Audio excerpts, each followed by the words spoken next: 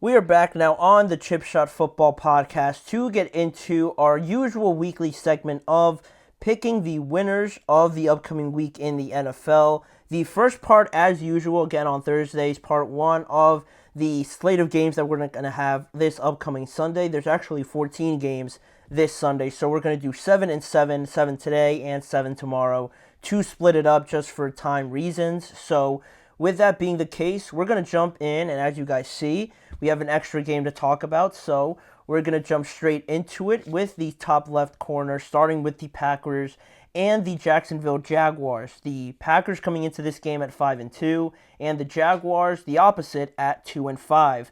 The Packers just won their third straight game in a row consecutively, going to 5-2, while the Jaguars have only just won their second game of the season over there in London, beating the New England Patriots. So with Green Bay, I think this one's a bit of a clearer pick for me, just because Green Bay has a top 10 passing offense, top 7, scoring offense again, while the Jacksonville Jaguars secondary and pass defense also, that is the second worst in the NFL. You know, they're allowing 273 passing yards per game. So the Packers have a lot of weapons, basically, that could hurt them. And with the Jaguars already not holding up against really anybody, they're the second worst passing defense against just in terms of passing yards.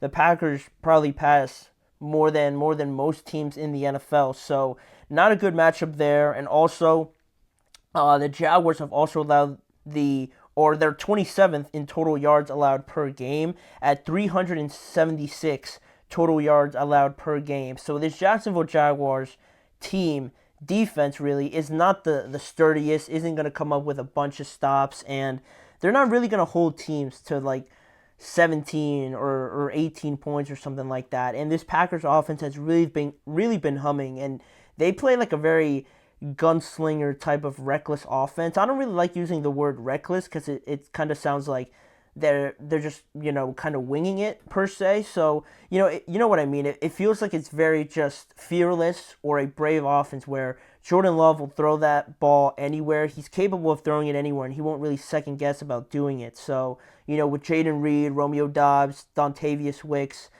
Christian Watson, they have a lot of weapons that they use to their disposal, and I just don't think it's a good matchup. So I'm going to go with the Packers. They also lead the NFL in takeaways. The Packers do, their defense. So this Jaguars offense also isn't the most high-powered one either, based on their record. So I like the Packers. I think they'll just overwhelm them in this game. Then moving down one row down this left column, we got the Jets and the New England Patriots. Very simple for me. The Jets have to win. I'm picking them to win. And they're one of the two wins that the Jets have this season are the Patriots. And I know it's a new quarterback and everything like that. I know people are excited about Drake May, but the Jets have no choice now. You lost last week in the debut, the reunion of Aaron Rodgers and Devontae Adams. You lost that game. Pretty bad taste in your mouth. You have to win this game. You beat them already. And they have a rookie quarterback starting. The Jets really have no choice but to win this game. If they lose this game for whatever reason, they're going to have the same record as the Patriots. And we know the whole story with the Patriots, right? Rookie quarterback. They're in complete rebuild. So for this Jets team to have the same record as them, that can't happen. So I'm going to pick the Jets to win this game. Aaron and Devontae, I think, have a typical Aaron and Devontae game. So I'm going to go with that. Then one more row down, we look at the Eagles going over to Cincinnati and playing in a very interesting game. I think there's a lot of offensive firepower and just a lot of star power in this game, right? A.J. Brown, Jamar Chase, Devontae Smith, T. Higgins, the quarterbacks, obviously, Saquon Barkley, even on defense as well, Trey Hendrickson, Sam Hubbard, and these guys, and the Eagles as well with Darius Slayton and whatnot.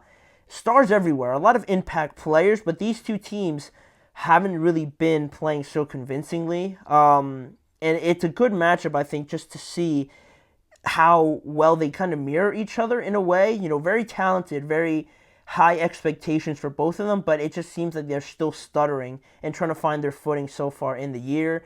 Anthony Manzano, I don't know what it is. I don't trust my Dolphins even with Tua back, and I don't trust him to stay healthy the rest of the season. I feel like we might as well tank. I'm going to get to that once I flip over to the other column, because I share the same sentiments. I'll explain more in just a second. But this game, the Eagles and the Bengals, very interesting, like I said. Two offenses that are super talented. Joe Burrow, I would say, is playing better than Jalen Hurts. Two of the best wide receiver duos in the NFL. You look at the running back situation, you would probably favor the Eagles in this one.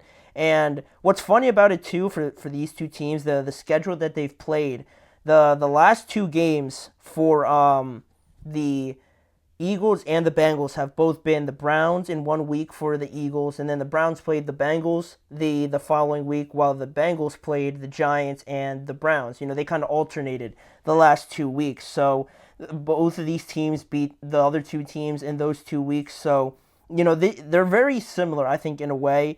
Philadelphia's defense has been better, though, than the Cincinnati defense, and they're also dealing with injuries. I know they lost Dax Hill, and just overall, they haven't been too convincing either way. What do you think it is? What do you think it's the issue with Cincinnati? Is it their defense or the offensive line? I would say it's more the defense for me, because Joe and the running game, I think, has gotten better over the last couple of weeks. Chase Brown and the gang there with the running backs have been playing better.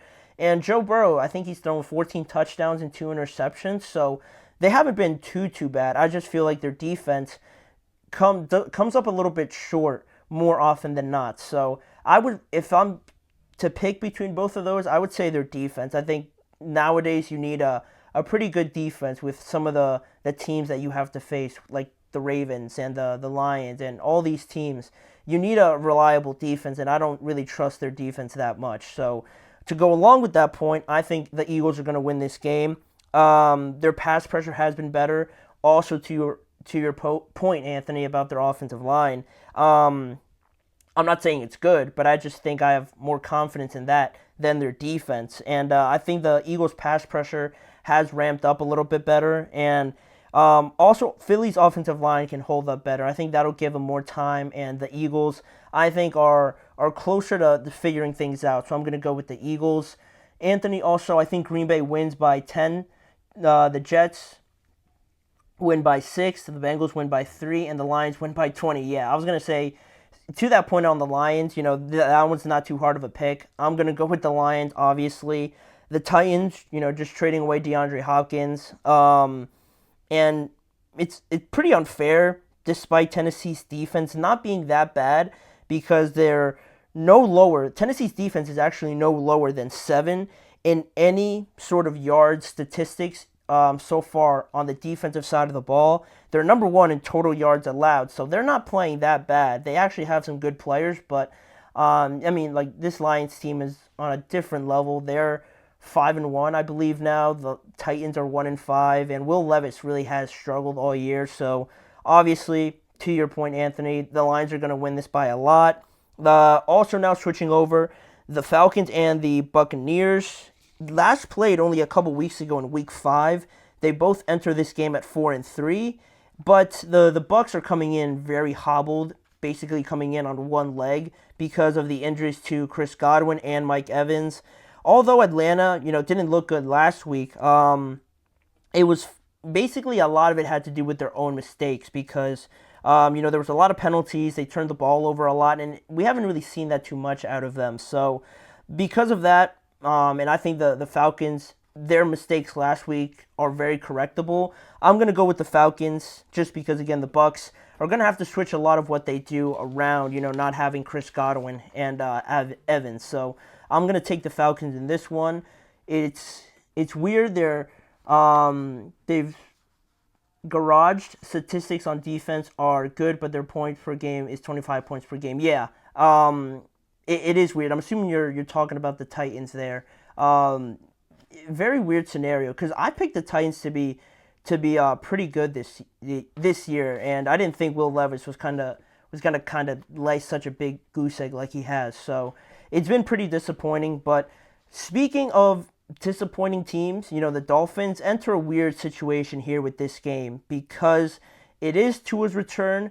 Tua coming off of his third concussion, right? There's a few factors, that suggest that the Dolphins should just go back to being very good because of the fact that their defense is number 4 in total yards allowed, number 1 in passing yards allowed, and it seems like they just need a quarterback to just throw in there and, kind of fill in the gaps. Anthony, back to the Titans. Can you please explain to me the massive discrepancy of their yard statistics? Are great. Why is their points per game so high? If the yard statistics are great, why is their points per game so high? I think it's just the matter of, it is funny you mentioned it because I was looking at it, and the points per game could be so high. A lot of it might not make sense. Could be just because of the offense, the turnovers, and just putting this team, their defense, in bad scenarios. They might not allow a lot of yards because of the fact that the field position that the opposing team starts in is so short, right? If you turn the ball over, or if you're constantly punting and the team starts closer and closer to your own end zone, right? The yards are low because the opposing offense is starting from a better spot, right? If that makes sense. So with the Tennessee Titans offense not really producing at a great level, they're not putting together long drives. They're not punting the ball deep in the opposing team's territory. So their yards look great because of that, because they're not giving up a lot of yards, right? They're not giving up a lot of long drives, but they're just giving up points because the opposing team is starting so close to their own side, if that makes sense. So, it is weird, though. If you haven't really watched too many Titans games, I can't blame you. But that's really what I attribute that to. And to get the pick in here for the Dolphins and Cardinals, I'm just a little nervous about Tua. I don't know. I don't feel great about him starting, and I know it's his personal choice and whatever. He could do what he wants. It's a risk, right? But he seems pretty adamant about playing, but I just still don't know. This Cardinals team isn't too bad. I know some of the points and some of the performances don't look eye-popping, but they can have success with Kyler Murray's mobility. I think that is something that could cause a lot of teams trouble. And Miami has only had 9 sacks this year, which is bottom 3. So they're not really getting in the quarterback's face too much. And with a guy like Kyler, if you do get there, I feel like he could just escape. And then if you don't get to him anyway, it could be a long day for that reason. So I think Kyler could have a big impact. And again, I'm just not so sure about Tua. So I'm going to go with the Cardinals in this game. They actually will have back-to-back wins, I believe, for the first time since 2021. I believe I said that yesterday or at some point this week. It was something crazy, though. But I'm going to go with the Cardinals. And lastly here, not too hard to pick, I don't think, the Ravens and the Cleveland Browns. I'm going to go with Baltimore because it makes sense to do so. It would make no sense to pick against them after they just won 5 straight games. And what the Browns are doing, trading away Amari Cooper. Deshaun's now hurt. But, it's a little bit weird because it seems like the perfect trap game to me, right? You think that the Browns have no chance at all to even be in the same stadium as the Ravens, just based on how they've been playing. But I wouldn't be completely surprised if this defense plays pretty well, they stop the run, and they just make it a little bit tough. Am I picking them to win or think they can win? They have no business winning, the Browns do, because they're 1-6. They've been pretty bad. Deshaun's been pretty bad, to be fair to them, but their defense has been playing pretty well. And, an AFC North matchup is never easy. I'm still going to pick the Ravens, but I would not be 100% surprised or just think it's impossible for the Browns to at least make it a little bit close, and people looking at their scoreboard or their apps or whatever, thinking like, what is going on in this game, right? But I'm going to go with the Ravens, safe pick. I'm not fully going to jump into the deep end and say the Browns are going to win, because that would be insane. But I'm going to go with the Ravens. They'll go to 6-2. So those are the first part. That is the first part of the Week 7 picks. We're going to go through the 7 games that are left in tomorrow's show. But for right now, we're going to go into another break on today's show. And when we return, we're going to talk about more comments made by Jerry Jones. And this time, not criticizing media members, not talking about the offseason, talking about his own offense, and essentially blaming his own head coach for the reasons why this offense hasn't been looking so great. What did he say exactly? And Mike McCarthy also responded to the comments that Jerry Jones made. So that is coming up in just a few seconds. We'll be right back.